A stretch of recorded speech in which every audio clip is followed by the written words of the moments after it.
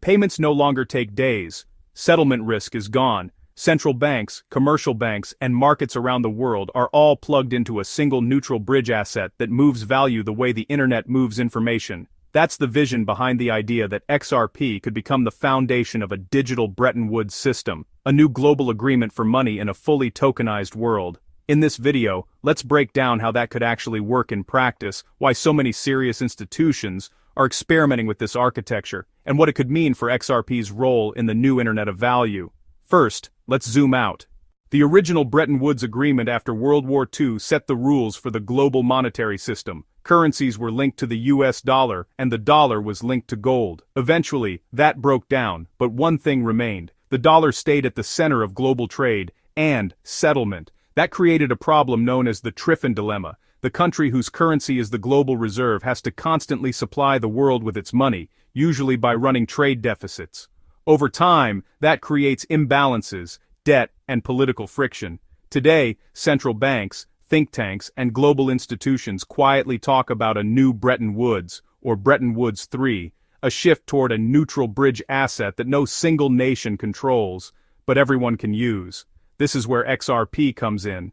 To understand why, you have to look at where the real money lives. The biggest markets in the world aren't just stocks or simple payments. They're derivatives and securities, a multi-quadrillion-dollar machine of contracts, swaps, and collateral movements. Sitting right in the middle of that world is the DTCC, the clearing and settlement giant that processes mind-bending amounts of volume for financial markets. Alongside that, you have enterprise blockchain platforms like R3's Corda, which are being used in projects focused on modernizing settlement. Here's the key detail. Corda itself doesn't actually settle value. It needs a settler, something that can finalize payments between parties. And the first digital asset ever integrated into that role was XRP.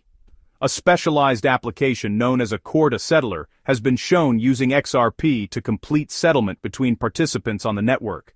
That means you can have 90% of the world's major banks connected via Corda, and then hand off final settlement to XRP when value actually has to move. You don't start with the entire derivatives market on day one. That would be impossible. Instead, you build liquidity step by step, exchanges, corridors, on-demand liquidity hubs, and institutional rails. Over time, that creates a flywheel. The more corridors light up, the more volume flows through XRP. The more volume flows, the deeper the liquidity gets. And deep liquidity is exactly what's needed to serve those huge institutional markets. Now add another layer, tokenization and 24/7 markets. Today, most large-scale settlement runs 5 days a week. There are cutoff times, batch processing windows, and tons of trapped capital sitting in Nostro and Vostro accounts around the world just so banks can manage timing and FX risk. When you tokenize everything, bonds, equities, money market funds, real-world assets, and you move to 24/7, real-time settlement, that model breaks. You can't reasonably lock up trillions in idle accounts when value could be moving continuously. For years, Ripple's message has been about trapped capital, the $10 to $20 trillion stuck in correspondent banking relationships that isn't doing anything productive. If you replace those old rails with on-demand liquidity using XRP, that capital can be freed up. You no longer need huge pre-funded accounts. You can settle as you go, in seconds. That's not just a convenience upgrade. It's a historic unlock of global liquidity. Now, let's talk about the Internet of Value. The Internet you use every day is often called the Internet of Information. Under the hood, protocols like TCP/IP break information into packets and route them through different networks until they reach their destination. It doesn't matter which ISP you use, the protocols make everything interoperable. The next step is an Internet of Value, where not just information but money moves with similar ease. Here, two pieces matter. The Interledger Protocol, which lets different ledgers and systems send packets of value across networks. The XRP Ledger, which is designed to bridge between assets and provide the actual settlement layer.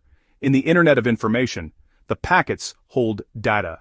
In an Internet of Value, the packets hold value.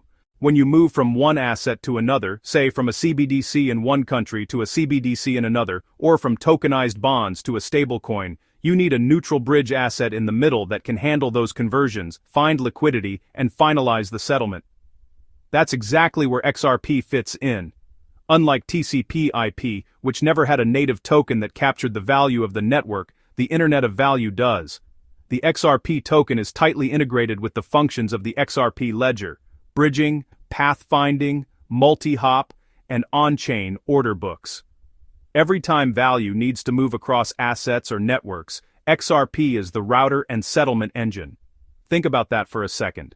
A single token capturing the utility of an entire global settlement protocol. So how does value actually accrue to XRP in this model? It's not like every user needs to hold XRP directly to use a payment or banking app. Just like most people don't understand TCP/IP, they won't see the rails, but under the hood, whenever liquidity is needed, something has to supply it.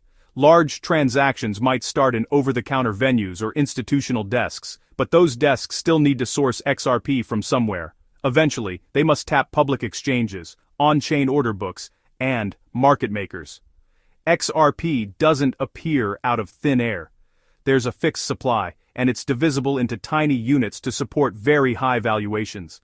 As more transactions require XRP as a bridge, more demand hits a finite supply, and price adjusts to clear the market.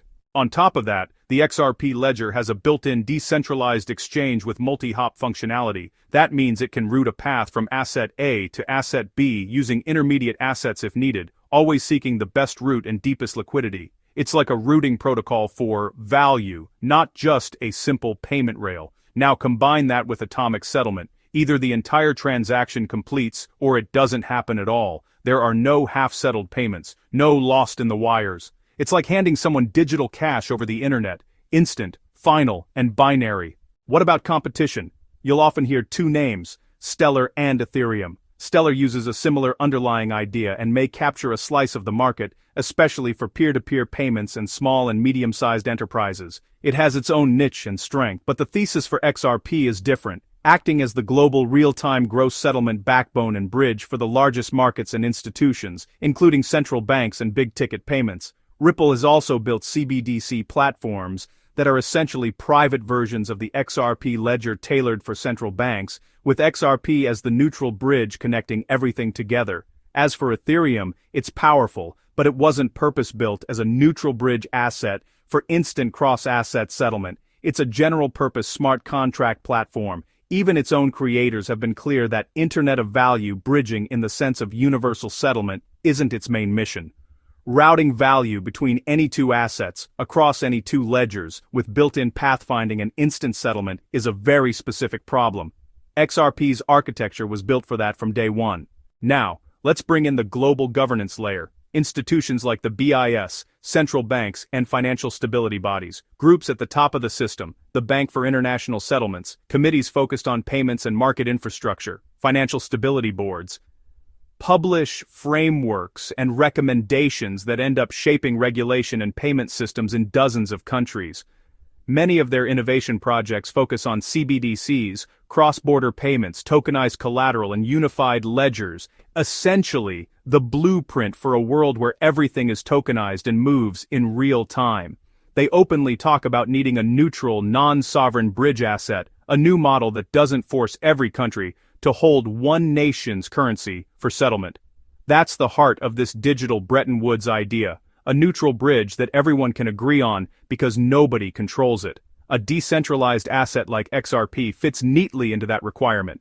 Neutral, programmable, globally accessible, and integrated as the core bridge in a wider Internet of Value. Finally, what does this mean for investors and institutions? You're already seeing signs: exchange-traded products, derivatives tied to digital assets, tokenized collateral pilots starting with Bitcoin, Ethereum, and major stablecoins. As the system evolves, a settlement-focused asset like XRP can sit quietly underneath, doing the heavy lifting. Accumulation by institutions might happen through ETFs, through custody deals, through OTC channels, and through strategic holdings by banks and payment providers who want to settle instantly and cheaply. At some point, OTC liquidity thins out, and large players have no choice but to come into the open markets. From a strategy point of view, some people treat XRP like a long-term core asset, something you hold through multiple cycles, potentially using only a small portion for yield, lending, or DeFi, while keeping the majority in safe custody.